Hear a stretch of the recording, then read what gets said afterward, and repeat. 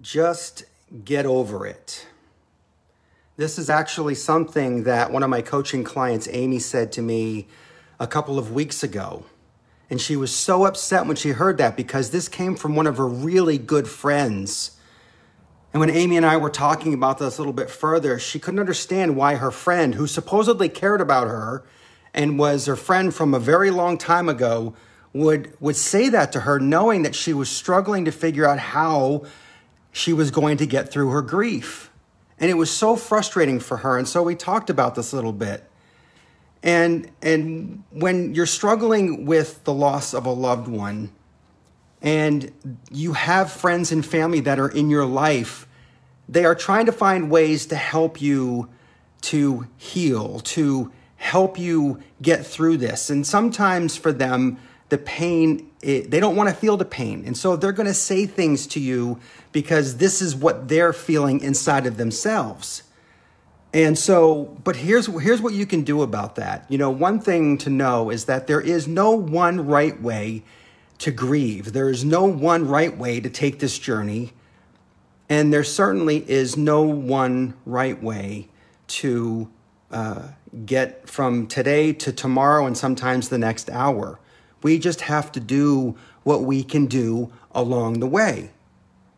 And their journey is not your journey. And so it's okay to give yourself permission to figure things out on your own timeline, not someone else's. And I know this can be frustrating because we're in just so much pain when we're dealing with the grief, when it comes in waves, when it knocks us on our knees, when we're trying to figure out how we're going to breathe through it or get through it. And it can be very frustrating. But again, this is our journey, not theirs. And so it's okay to give yourself permission to figure it out. And you're never going to just get over it. It's never going to work out that way.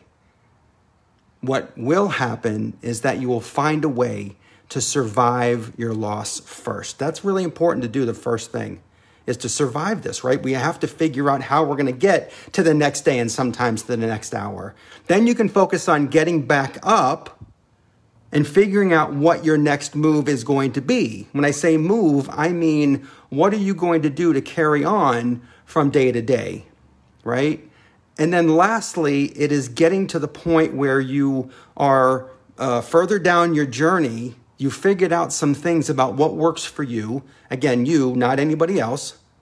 What works for you. And then you're able to start to live beyond the loss. And that may be a million miles away for you right now, and I get that. When I lost my daughter Zoe 7 years ago, I was so lost. I didn't know what to do. I didn't know how I was going to survive it. I remember saying the same thing to my sister on the way home from the hospital that night. I said to her, while I was holding on to the seatbelt, very strangely enough, I don't know how I'm going to survive this. But we all are on this journey if we're in this group, and we're figuring things out along the way, and that's okay too. So please give yourself permission to figure it out. Don't beat yourself up if you're having a bad day. We don't have, there's no manual for this. We create the manual with every step that we take. All right, guys, I hope this helps a lot. We'll talk to you soon.